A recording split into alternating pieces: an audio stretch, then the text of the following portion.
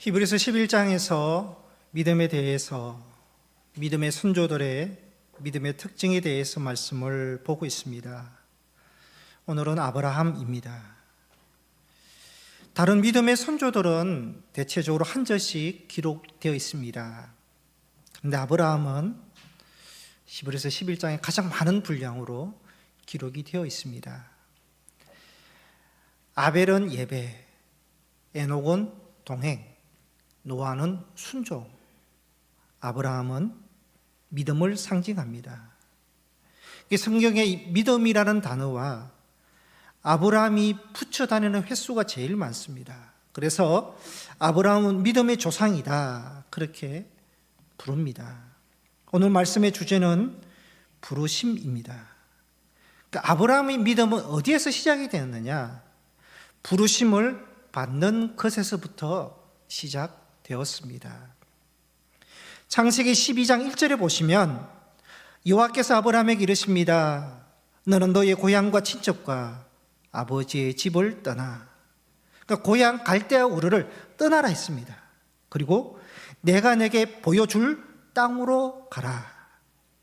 보여준 땅이 아니라 보여줄 땅입니다. 이 보여줄 땅은요, 아브라함이 아직도 보지 못한 땅입니다. 오늘 본문 8절에도 말씀합니다.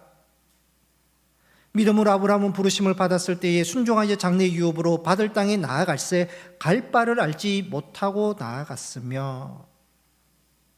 주목해야 될 말씀은 아브라함이 갈 바를 알지 못했다는 것입니다. 그러니까 하나님은 가라, 떠나라 명령만 하셨지 갈 곳에 대해서는 아무런 설명이 없었던 것입니다. 아브라함은 어디로 가는지도 모르면서 갈 바를 알지 못하면서 믿음으로 순종했다라는 것입니다. 아브라함의 믿음은 이해가 먼저가 아니라 순종이 먼저였습니다. 당시 아브라함의 고향인 이 갈대와 우르는요, 그 시대의 대도시입니다. 문명이 꽃핀 도시였습니다. 도시는 사람들을 정착시키는 강한 흡입력이 있습니다. 도시는 거주하는 자들에게 안정과 편리와 즐거움을 줍니다. 우리나라도요, 서울과 경기, 인천 수도권 인구가요 50.8%로 절반이 조금 넘습니다. 50% 이상이 수도권, 도시 주변에 살고 있습니다. 안정과 편리함을 주기 때문입니다. 아브라함은 문명의 꽃이 된 그 당시 이 갈대와 우르에서 안정된 삶, 보장된 삶을 살고 있습니다. 그런데 하나님의 부르심을 받습니다. 갈 바를 알지 못하는, 어디로 가는지도 알지 못하면서 그곳으로 떠났다는 것입니다. 결코 쉬운 일이 아닙니다. 아브라함의 고향에서 흉악한 범죄자가 되어서 어쩔 수 없이 도피 성격으로 떠난 것이 아닙니다. 떠난다는 것이요, 그냥 굳게 결심한다고 두 주먹 쥐고 머리에 띠 두르면 떠나는 것이 아닙니다. 평소에요, 늘 자신감이 넘치고 유창하게 말을 잘해요. 막상 한번 해보라 그러면 주저하는 사람들이 얼마나 많습니까? 놀이기구 다 보신 적이 있으십니까? 번지점프, 패러글라이딩, 스카이다이빙 보면 되게 멋져 보입니다. 나도 할 수 있을 것 같습니다. 그런데 막상 하라 그러면 절대 못하는 사람들 얼마나 많습니까? 말로는요, 항상 나는 떠나, 가, 안 해, 그만둔다, 그렇게 하지만요, 그 쉽지 않습니다.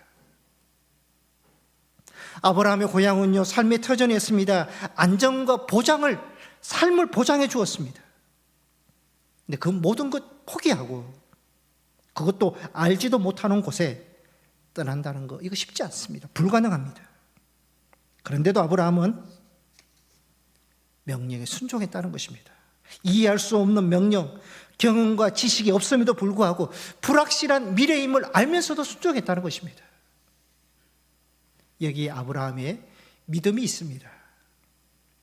여러분, 믿음이 있다는 것은요, 순종한다는 것입니다. 믿음은 명사가 아닙니다. 동사입니다. 믿음은 행동이고 순종입니다. 믿음을 내적인 태도라고 말하면 순종은요, 겉으로 드러나는 태도입니다. 믿음은 믿음 그대로 있는 것이 아닙니다. 순종을 통해서 겉으로 드러나게 되어 있는 것입니다. 순종이 믿음입니다. 믿음과 순종은 동전의 양면입니다. 믿음과 순종은 분리될 수 없습니다. 순종이 없다면, 행위가 없다면 믿음을 할 수 없는 것이죠. 그래서 야고보서에는 행함이 없는 믿음, 순종 없는 믿음은 죽은 믿음이라 했습니다.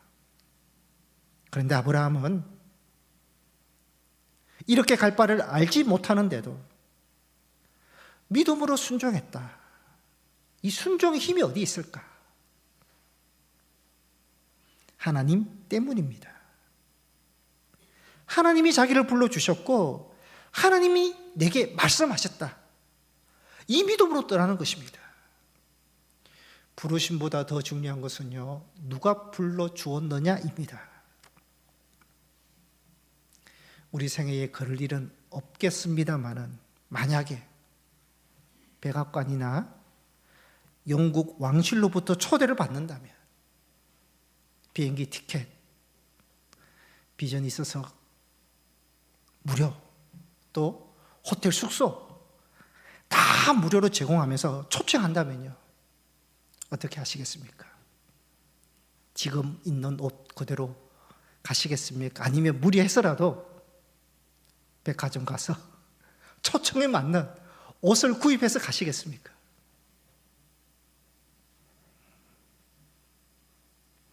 아마도 좋은 옷을 구입하실 것입니다. 그런데요, 아파트 경비실에서 택배 왔다고 연락이 온다면 반바지로, 운동복으로, 맨발로 슬리퍼 신고 그것도 미적미적거리면서 쓰레기 비우러 나가면서 가져갈 것입니다. 부름의 대상에 따라서 이렇게 차이가 큽니다. 아브라함은요, 갈 바를 알지 못해도 순종했던 이유는 하나님이 부르시고 하나님께서 말씀하셨다는 것입니다. 그러니까 아브라함은 하나님이 누구인지 알았습니다. 하나님이 누군지도 모르는데 모르는 상태에서 고향을 어떻게 떠날 수 있겠습니까? 모르면서 떠났다면 그것은 바보입니다. 어리석은 사람입니다. 사도행전 7장에 보면 서대반이 유대인들에게 설교를 하면서 아브라함에 대해서 이렇게 말을 합니다. 사도행전 7장 2절 3절에 보시면 서대반이 이르되 여러분 부형들이여 들으소서. 우리 조상 아브라함이 하란에 있기 전 메소포다미아에 있을 때에 영광의 하나님이 그에게 보여 이르시되 내 고향과 친척을 떠나 내가 내게 보여줄 땅으로 가라. 서대반의 설교에서요, 매우 중요한 것을 우리에게 말하고 있습니다. 2절 마지막에 보시면요, 영광의 하나님이 그에게 보였다. 그러니까 아브라함은 떠나기 전에요, 영광의 하나님을 보았다는 것입니다. 하나님이 누군지 알았다는 것입니다. 아브라함이 믿음으로 순종한 것은요, 하나님 때문입니다. 하나님을 보았기 때문에, 하나님께서 말씀하셨기 때문에 떠났다는 것입니다. 믿음에 있어서 굉장히 중요한 부분을 우리에게 말씀하고 있습니다. 아브라함은요, 현재보다, 살고 있는 고향보다, 안정과 안주보다, 미래보다 더 중요한 것은요, 누가 나를 불러주시고 누가 내게 말했느냐. 아브라함은 하나님의 부르심을 받고 하나님을 바로 보았기 때문에, 하나님이 내게 말씀하셨기 때문에 떠났다는 것입니다.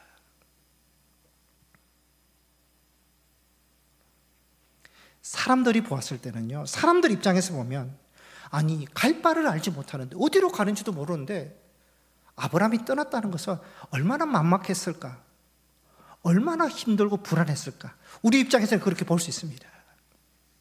그런데요, 아브라함은요 그렇지 않습니다. 하나님을 바라보았기 때문에, 하나님이 내게 말씀하셨기 때문에 떠났다는 것입니다. 그러니까 하나님의 말씀이 떠나기 전에는 불안했지만 실제로 아브라함이 갈 바를 알지 못했지만 전혀 불안하지 않고 막막하지 않았던 이유는요, 하나님이 내게 말씀하셨다, 확실한 하나님이 계셨고 확실한 하나님의 말씀이 있었기 때문에 과감하게 떠났다는 것입니다.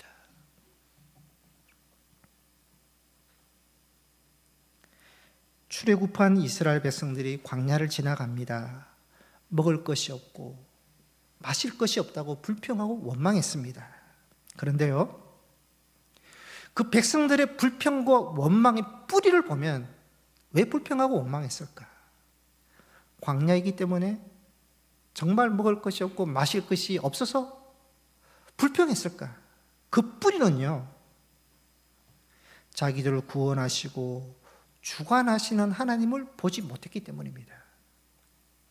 하나님의 말씀을 듣지 않고 믿지 않았기 때문에 불평하고 원망했던 것입니다. 그리스도인들도 마찬가지입니다. 여러분, 우리가 보이는 이 현실, 상황이 불확실한 미래가 우리를 막막하게 하고 힘들게 할 수도 있겠습니다. 그러나 더 힘들고 막막한 것은요, 내가 믿고 있는 하나님을 느끼지 못할 때, 확실한 하나님과 확실한 하나님의 말씀이 우리에게 없기 때문에 불안하고 힘든 것입니다. 어떠한 상황에도 내가 믿고 있는 하나님이 함께 계신다는 것을 믿는다면, 하나님의 말씀을 믿고 굳게 붙잡는다면요, 불안과 염려, 현실을 극복할 수 있는 것입니다. 여러분, 믿음의 길을 걸어가는 것은, 우리에게 중요한 것은 환경이 아닙니다. 보이는 현실이 아닙니다. 여러분, 우리가 보이는 현실만 우리가 쫓아가면 그 현실 우리를 인도해 줍니까? 보장해 줍니까? 책임져 줍니까? 아닙니다. 믿음의 길은 현실을 보고 가는 것이 아니라 현실을 통제하고 다스리시는 하나님을 보고 가는 것입니다.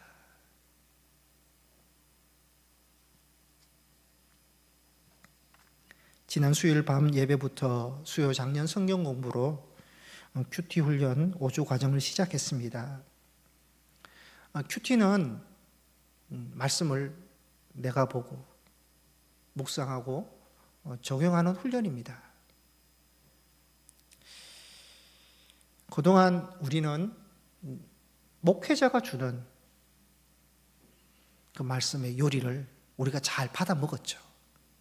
큐티는 내가 직접 말씀을 보고 말씀을 받고 내가 요리해서 먹는 훈련입니다. 큐티에서 중요한 것은요, 오늘 그 말씀에서 하나님이 어떤 분인가를 찾는 것입니다. 하나님이 어떤 분인가, 그러니까 하나님을 찾는 훈련이고요, 또 오늘 하나님이 내게 어떤 말씀을 주시는가, 내게 주시는 말씀을 받는 훈련입니다. 그래서 성경을 우리가 몇 독했느냐, 성경을 얼마나 알고 있느냐, 그것도 중요하지만 중요한 것은 그 말씀에서 하나님이 어떤 분이로 또 내게 주시는 말씀이 어떤가, 그거를 받는 것이 더 중요한 것이죠. 여러분, 성경을 통해서 우리의 삶을 통해서 하나님을 볼 수 있다면, 하나님이 어떤 분인가를 우리가 고백할 수 있다면, 하나님이 주시는 말씀을 우리가 받을 수 있으면요, 흔들리지 않습니다.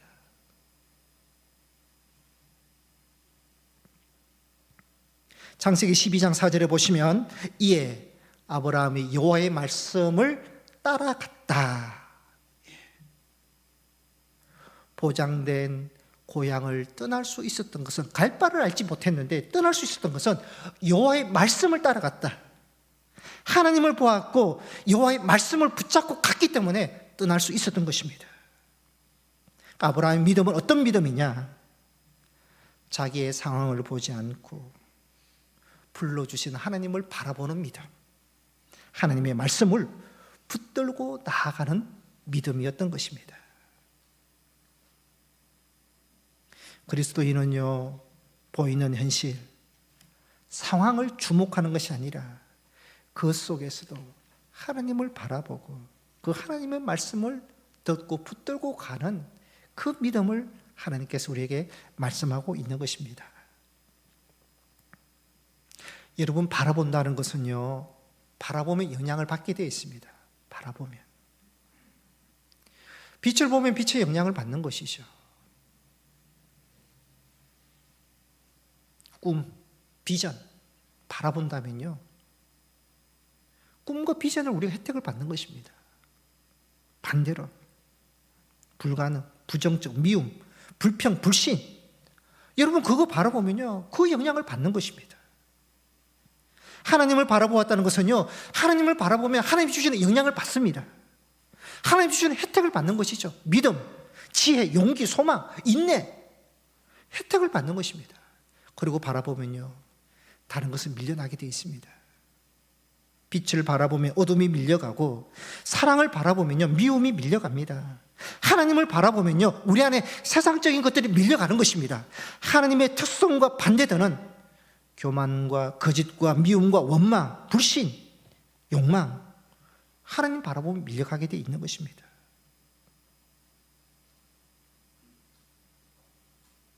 그리고 하나님의 부르심에는 반드시 목적이 있습니다. 하나님께서 아브라함을 부르시고 그리고 말씀하십니다. 창세기 12장 2절 3절에 말씀합니다. 내가 너로 큰 민족을 이루고 내게 복을 주어 내 이름을 창대하게 하고 너는 복이 될지라 복의 권원이 되리라 말씀하셨습니다. 하나님은 아브라함을 부르시고요, 너를 향해서 나의 위대한 계획과 축복이 있다라는 것을 말씀하고 계신 것입니다. 그러니까 부르심에는 목적이 있는 것입니다. 여러분, 하나님께서 우리를 불러주셨습니다. 그 고백을 합니다. 하나님이 부르시면은 우리 안에도 위대한 계획과 축복이 숨어 있다라는 것입니다. 죄와 사망 가운데 살아가는 우리를 예수 그리스도를 통해서 구원과 영생으로 우리를 불러주셨습니다. 세상 목적으로 살아가는 우리들에게 좀 더 거룩한 목적, 하나님께 두도록 그렇게 살아가도록 우리를 불러주셨고요, 예수 그리스도 안에서 우리를 가장 가치 있고 소중한 가치 있는 삶으로 우리를 불러주신 것입니다. 그러니까 하나님의 부르심에는 두 가지가 있는데요, 구원으로 부르심이고 두 번째는 일꾼과 사명으로 부르신다는 것입니다. 성경은요, 하나님이 불러주시는 책입니다. 아담아, 아담아. 불순종하고 죄 지은 아담을 구원하기 위해서 부르십니다. 아브라함아, 아브라함아. 우상지역인 갈대 우르에서 떠나서 믿음의 조상으로 아브라함을 부르십니다. 모세야. 광야에서 80세까지 도망자로 살고 있는 모세를 이스라엘을 구원할 지도자로 부르셨습니다. 베드로야, 베드로야. 가장 낮은 계층의 고기잡이 베드로를 사람 낚는 제자로 부르셨습니다. 바울아. 교회를 핍박하던 바울을 이방인의 사도로 영혼 구원을 위해서 불러주셨다. 하나님의 부르심은 구원으로 부르시고 일꾼, 사명으로 부르신다. 부르심에는 목적이 있다는 것입니다.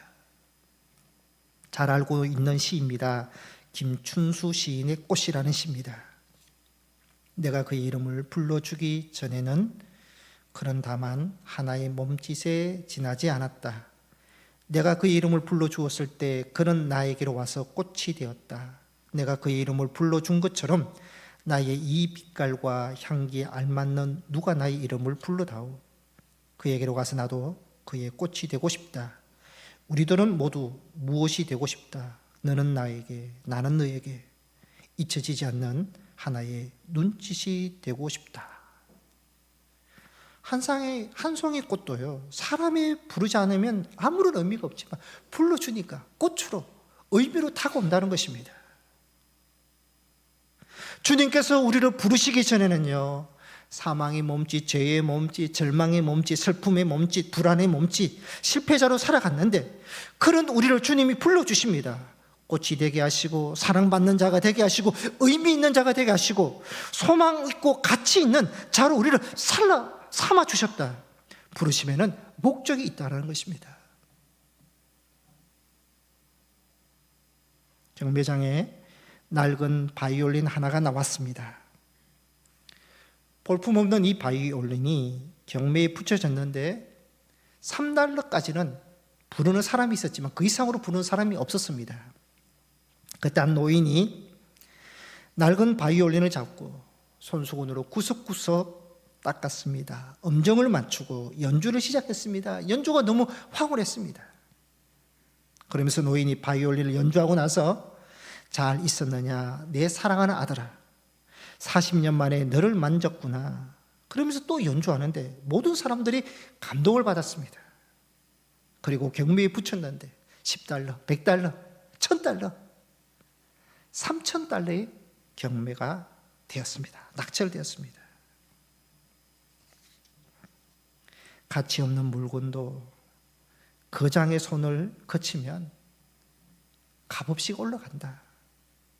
여러분 마찬가지입니다. 죄인 우리 역시 하나님의 손에 거쳐질 때 가치 있는 자가 되고 하나님의 자녀가 되고 하나님께 필요한 자가 되고 쓰임 맞는 자로 하나님께서 우리를 높여 주신다는 것입니다. 사람을 이해하는 두 가지 방식이 있습니다. 하나는 소유론적 방식으로 사람을 이해합니다. 소유론적 방식. 말 그대로 소유한 것으로 저 사람의 재산, 학력, 지식, 직업, 능력 소유한 것을 통해서 이해하는 방식입니다. 하늘의 수입은 어떻게 되느냐? 어디에 살고 있느냐? 직장이 어디냐? 어느 대학을 나왔느냐? 어떤 재능이 있느냐? 무슨 일을 하느냐? 자녀는 어느 대학과 어느 직장에 다니느냐? 교회의 직분은 뭐냐? 목사냐? 장로냐? 권사냐? 여러분 이거 다 소유입니다. 이러한 것들이 사람을 이해하는 평가 기준이 됩니다. 이것은요 세상이 보는 기준이죠. 두 번째로는 소명론적 방식으로 사람을 이해하는 것입니다. 이것은 성경에서 제시하는 방식입니다. 성경은요 하나님께서 보내신 사람인가? 누가 부른 사람인가? 무슨 일을 하고 있는 사람인가? 이것을 통해서 사람을 이해합니다. 하나님으로부터 부르심을 받고 하나님께 목적을 두는 사람인가? 자기에게 목적을 두고 있는 사람인가? 이것이 사람을 이해하는 기준이 됩니다. 여러분 하나님도요 사람을 보실 때요 목적의 기준에 따라서 사람을 보고 평가하십니다. 너가 하나님의 부르심을 받아서 교회를 세우고 있느냐? 가정을 세우고 있느냐?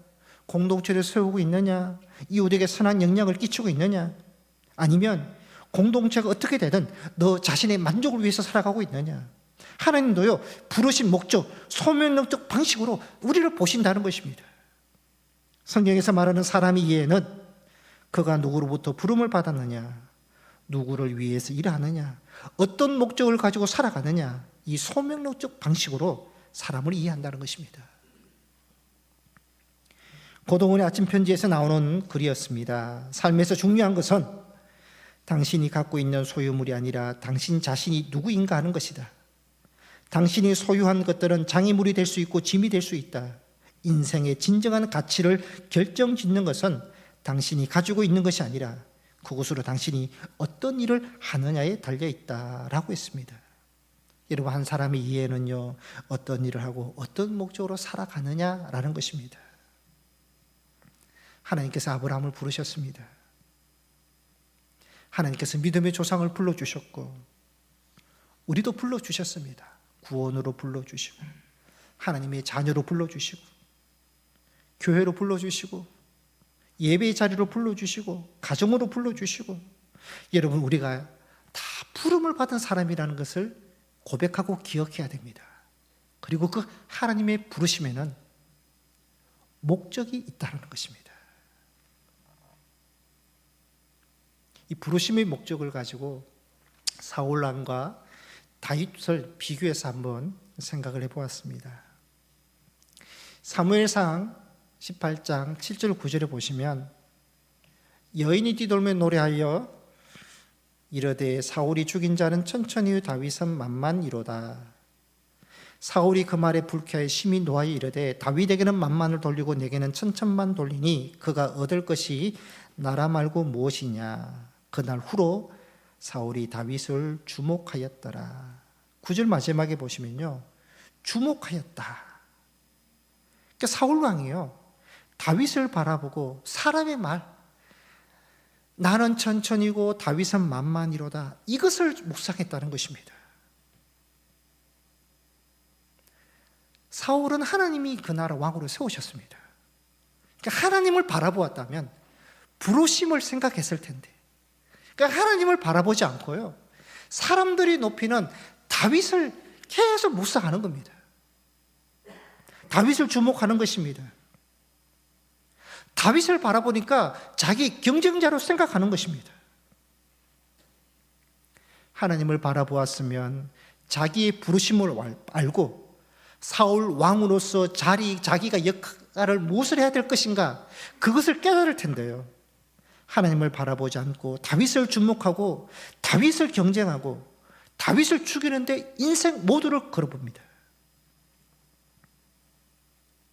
사울에게 창이 있었습니다. 그 창은 골리앗과 싸우라고 주셨는데 사울은요, 그 창으로 다윗을 던집니다. 그러나 다윗은 하프를 들었습니다. 악신에 사로잡히고 정신 나간 사울을 위해서 하프를 켰던 것입니다. 사울의 창, 다윗의 하프. 성도 여러분, 여러분의 삶은 창입니까? 하프입니까? 무엇을 가지고 있습니까? 부르심을 따라가는 인생을 살고 있습니까? 사람과 씨름하고 경쟁하는 인생을 살고 있습니까? 가족이나 주변 사람들에게 하프를 들고 위로하는 인생으로 살고 있습니까?